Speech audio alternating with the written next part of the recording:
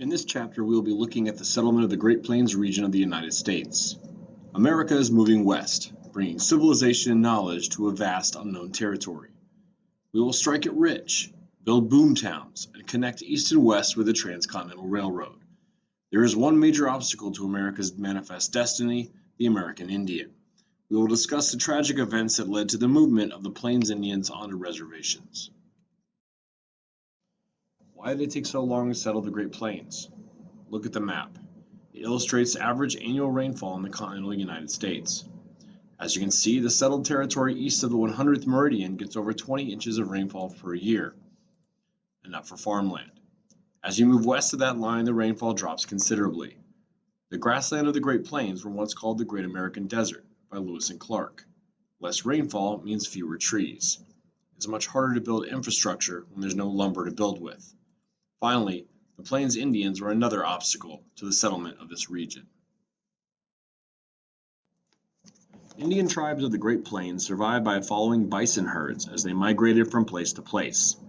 These groups needed homes that could be quickly taken down and rebuilt again, so they lived in tent-like structures made of buffalo skins called teepees.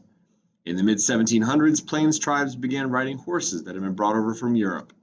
Groups such as the Blackfeet, Sioux, and Comanche became master riders and warriors, and they controlled huge hunting grounds that supported thousands of members. For instance, at one point, the powerful Comanche tribe had more than 40,000 people. Because the Plains tribes were spread across so much land, they spoke many different languages. So they developed a single sign language for people of all tribes to communicate with. Each of these tribes had close and extended family networks that lived together in nomadic settlements. There were clear defined gender roles in the family. Tribes also had governing councils to make decisions. Culturally, Plains Indians practiced animist religions, believing that all living things possessed a spirit.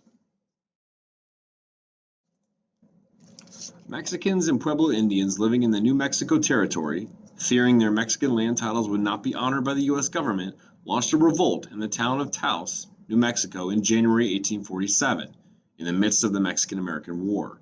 U.S. forces had just taken the territory and established Charles Bent as territorial governor after the Battle of Santa Fe. The rebels began by assassinating several government officials, including Governor Bent. They followed with an assault on Americans living in the area. The U.S. military moved quickly to crush the revolt. Years later, white businessmen and politicians used their influence to gain 2 million acres of land in the Santa Fe region of New Mexico. This is the land that had been held by the original Mexican residents before the Mexican-American War.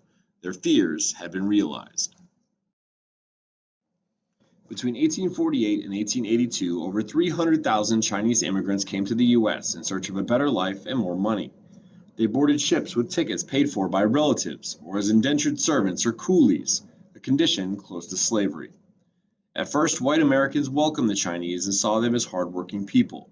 This welcoming attitude wouldn't last long, as racism and discrimination would set in very quickly. Chinese immigrants also struggled because they were unfamiliar with Western culture and spoke no English. Most of the early Chinese immigrants worked in the gold mines in the 1850s and enjoyed some successes. Unfortunately, a series of laws passed in California began to drive the Chinese out of the business. They would find other opportunities in the construction of the Transcontinental Railroad. The rapid settlement of the Western territories in the 1850s convinced most members of Congress of the need for efficient rail transport to the Pacific coast.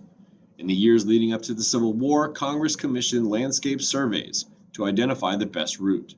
Unfortunately, competition between northern and southern members seeking a route advantageous to their own region prevented the Senate from passing any proposed legislation for a transcontinental railroad. After southern states seceded, Congress agreed on a northern route to the Pacific and to the use of federal lands to pay for the construction of a railroad and telegraph line. The Pacific Railway Act, which became law on July 1, 1862, offered government incentives to develop the Transcontinental Railroad, authorizing the Union Pacific and the Central Pacific Railroad companies to construct the lines. The legislation provided government bonds to help fund the work, in addition to vast land grants. One of the companies chartered by Congress in 1862 to build the Transcontinental Railroad was the Central Pacific Railroad Company. They were tasked with building the track from Sacramento, California, east. The Central Pacific would be dominated by the Big Four: Charles Crocker, Leland Stanford, Hollis Huntington, and Mark Hopkins. All were ambitious businessmen with no prior experience with railroads, engineering, or construction. They borrowed heavily to finance the project and used legal loopholes to get the most possible funds from the government for their planned track construction. In 1865, after struggling with keeping workers due to the difficulty of the labor, Charles Crocker, who was in charge of the construction for the Central Pacific, began hiring Chinese laborers. By that time, some 50,000 Chinese immigrants were living on the West Coast, many having arrived during the gold rush. The Chinese laborers proved to be tireless workers, and Crocker hired more of them. Some 14,000 were working under brutal conditions in the Sierra Nevada by early 1867. The Central Pacific ran into several problems throughout construction, the biggest of which was geography. The Sierra Nevada mountains proved to be a major challenge. To blast through the mountains, they built huge wooden supports on the western slopes and used gunpowder and nitroglycerin to blast tunnels through the granite. The second major obstacle was winter weather. Huge snowfalls during construction led to avalanches, making it difficult to continue the construction project. They finally built snow sheds to keep the track from being covered in snow. The other company chartered to build the Transcontinental Railroad was the Union Pacific. They started in Omaha, Nebraska and worked west. Dr. Thomas Durant had illegally gained control of the Union Pacific Railroad Company, which launched in early December of 1863, but really didn't start until 1865. The workforce of the Union Pacific was mainly Irish immigrants and Civil War veterans. The Union Pacific finally began to move westward in May of 1866.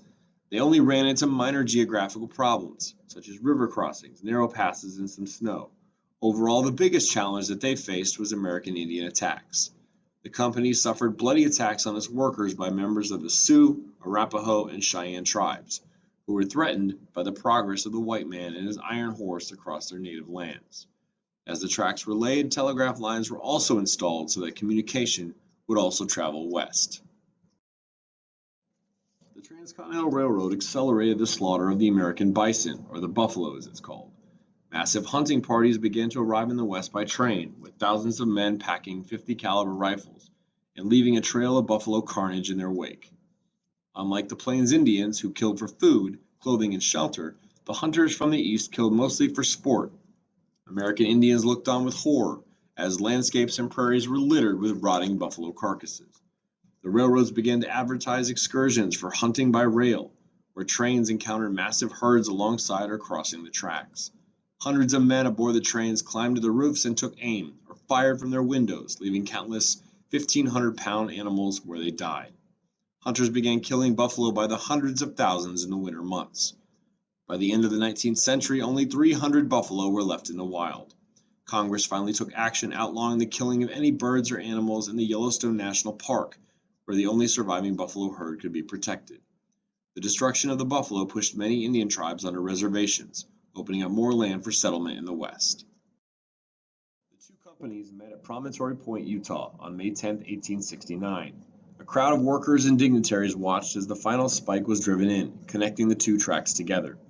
The building of the Transcontinental Railroad opened up the American West to more rapid development. With the completion of the track, the travel time for making the 3,000-mile journey across the United States was cut from a matter of months to under a week.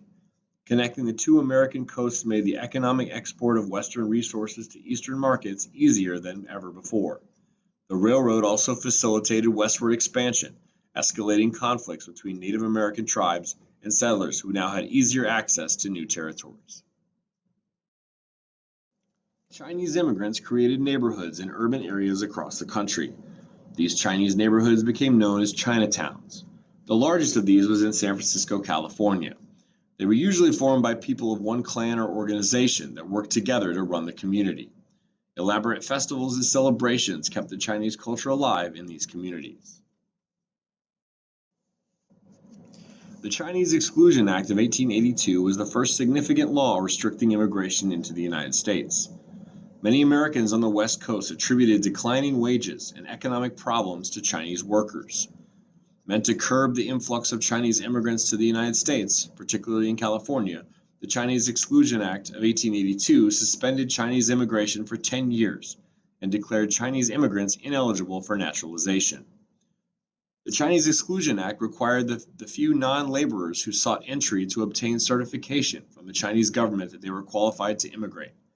but this group found it increasingly difficult to prove that they were not laborers.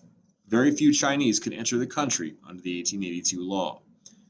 The 1882 Exclusion Act also placed new requirements on the Chinese who had already entered the country. If they left the United States, they had to obtain certifications to re-enter. Congress, moreover, refused state and federal courts the right to grant citizenship to Chinese resident aliens, although these courts could still deport them. Chinese Americans already in the country challenged the constitutionality of these discriminatory acts, but their efforts failed. The federal government also passed legislation to promote the settlement of the West. The Homestead Act, enacted during the Civil War in 1862, provided that any adult citizen or intended citizen who had never borne arms against the U.S. government could claim 160 acres of surveyed government land. Applicants were required to improve the plot by building a home and farming the land. After 5 years, the original applicant was entitled to the property, free and clear, except for a small registration fee. Title could also be acquired only after a 6-month residency and minor improvements, provided that the applicant paid the government $1.25 per acre. The act, however, proved to be no solution for poverty. Very few laborers and farmers could afford to build a farm or acquire the necessary tools, seed, and livestock. Unfortunately, the act was framed so ambiguously that it seemed to invite fraud, and early modifications by Congress only compounded the problem. Most of the land went to speculators, cattlemen, miners, lumbermen, and railroads. Of some 500 million acres dispersed by the General Land Office between 1862 and 1904, only 80 million acres went to homesteaders. Indeed, small farmers acquired more land under the Homestead Act in the 20th century than in the 19th.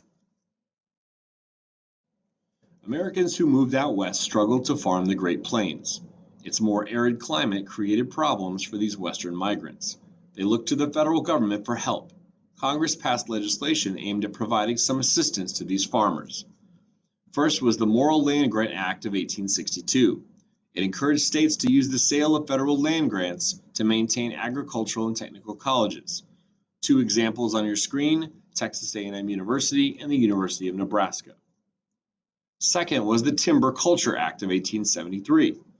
Here, applicants could receive an additional 160 acres of land if they planted at least 40 acres of trees.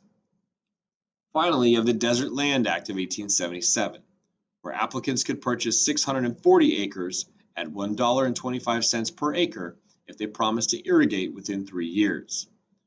Unfortunately, fraud made most of these laws useless. Millions of acres were taken by fake companies, and most homesteaders failed to see the fruits of any of these programs.